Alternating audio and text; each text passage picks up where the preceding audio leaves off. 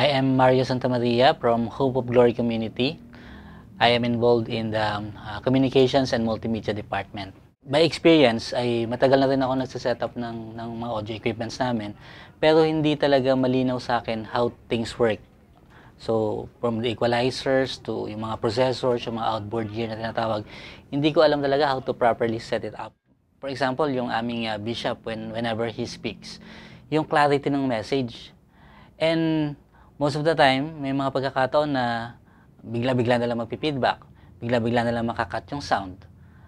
Pagka ganun, nawawala yung na medyo parang yung pagdadrive ng message, medyo somehow naapektuhan. Very fruitful yung aking experience dito kasi doon sa mga hands-on experiences ko, no? So, paano hanapin yung mga frequencies na nagpi-feedback, paano iset ng tama yung compression level.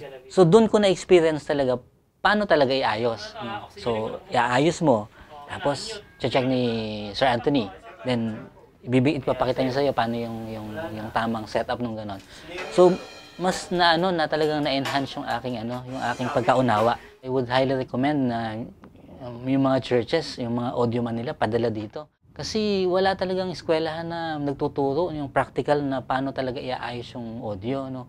Karamihan nga na alam ko puro puro salin-salin na lang doon sa mga previous na audio man na sa ngayon nung nalaman ko yung proper na pagse-set, ang dami ko palang daming mali doon sa mga pinagagawa namin, na ngayon ko pa lang talagang naintindihan, no. So highly recommended sa lalong-lalo na sa mga churches.